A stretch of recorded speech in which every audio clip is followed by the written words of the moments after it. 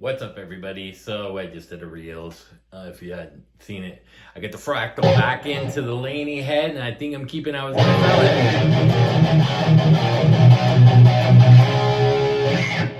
it. Beautiful tone.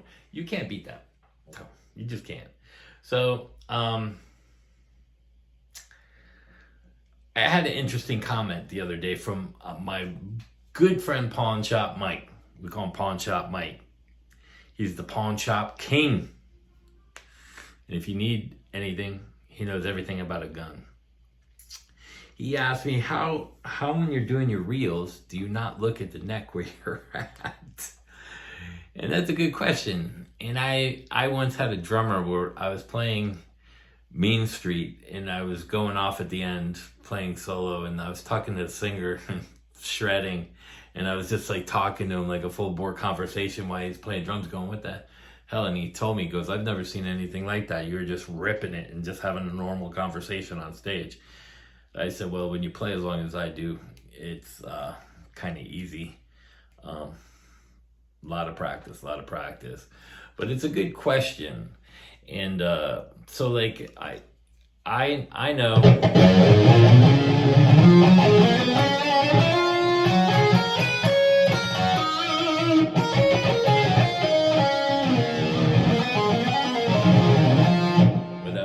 camera, I know where all my G major scales are. I know.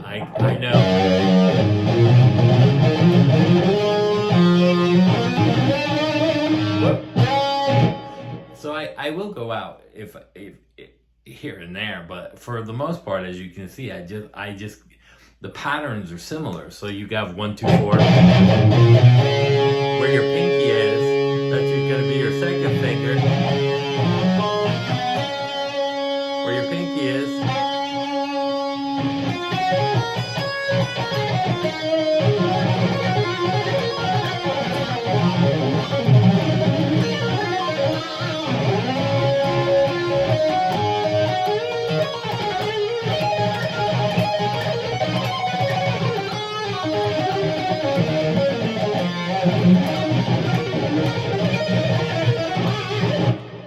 Anyway, the shredding part is easy for me. I've been doing those licks for a long time. So, you know, and the feel of the patterns I've been doing a long time. So it's easy for me. You know, I don't have to count. I don't have to, you know, like if I'm going,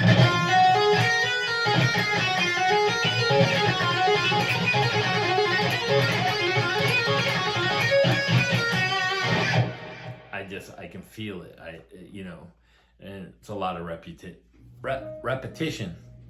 So that being said, it was an interesting comment, and I thought I would share that with you. And that comes from a lot of practice with a lot of scales. So if people say you don't need to learn scales, well, then how are you going to know where to get around the neck and what the key is in? Whether you're looking or you're not looking, that's an important thing. And to know where they are and to feel it, you know. It's just like the triads I was talking about, a chord. So a triad, 1, 2, 3, 4, 5. So 1, 3, 5. But a 1, 3, 5 is also a chord. 1, 5, 3, minor, major.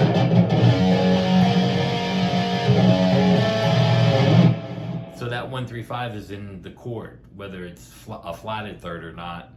Those are important because the triad is also important too, because some of those you could do triad arpeggio.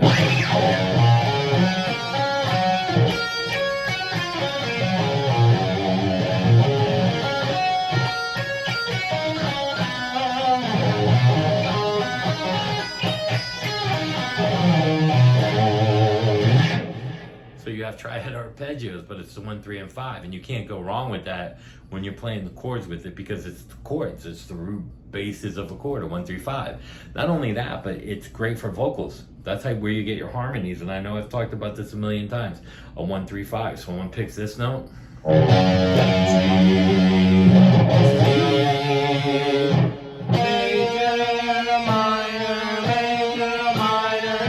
That's where all your harmonies come from for vocal. And that's another way to practice. You should practice hitting the notes with your voice as well. And then you hear the pitch. You start to hear the pitches. Scales are great, but there's a way to practice scales and to learn the scale. What you need to do is you need to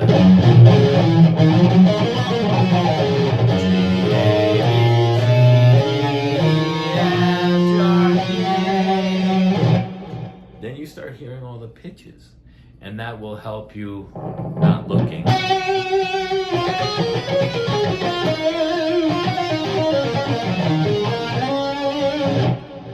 And so there you go. There's a quick explanation of that, and I hope that helps. Practice, practice, practice. Scales, scales, scales. Learn the notes, sound them out. It's only going to help you. And again, the more you know, the better it will be, and the easier it will be in the end. Anyone can play like me. Anyone can play as fast as me. How do you get there? Practice. I'm not some incredibly gifted guy that just could play guitar. I lost a lot of my childhood doing it. While kids were playing kickball, I was inside with a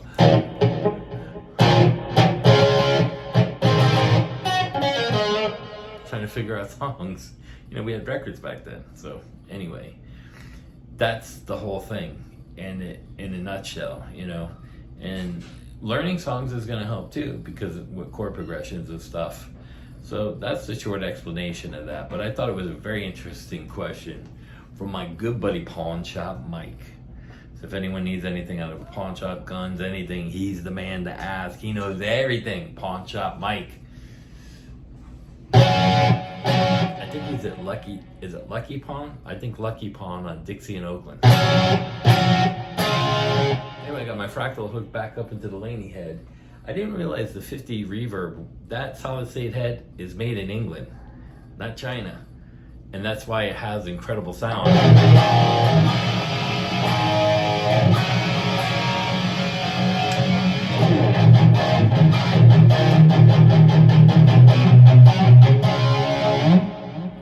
That's just the preamp. There's no overdrive pedal on that.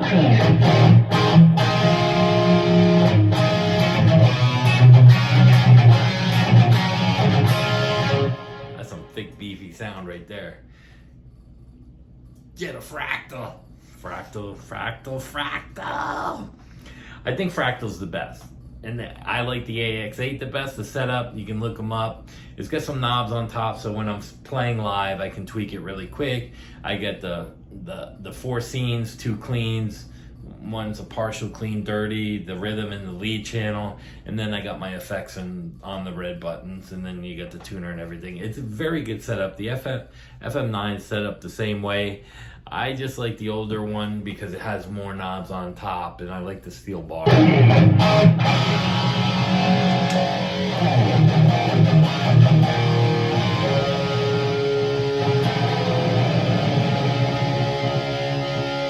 for example,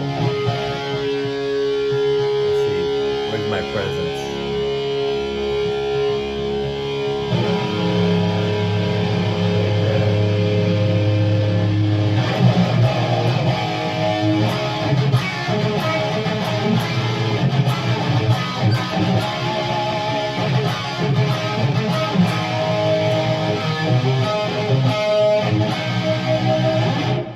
That's just unbelievable sound.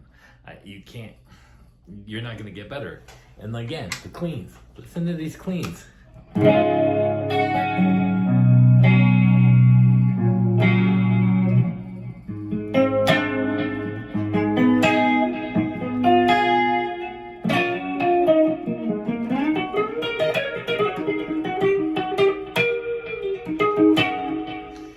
Lush.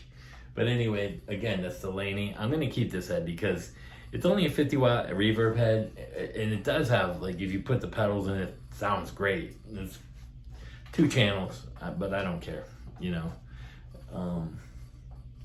but the amount of tone that comes out of that head for a solid state, it's way better than the Marshall AVT sounding. To me, it's just a better head. I want to try a Randall RX or RG120 just to see, because Randall makes some good stuff too.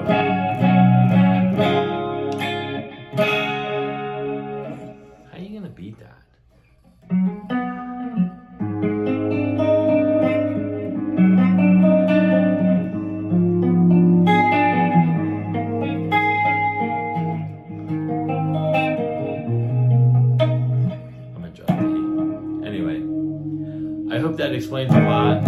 You ever need anything from Pawn Shop Mike? Give him a holler. Lucky Pawn, Dixie Highway, South Florida. Hit him up. So, tell me what you want to hear. Tell me what you want to learn. I have vast knowledge. Actually, I wrote it all down. Peace out, everybody. Have a good weekend coming up.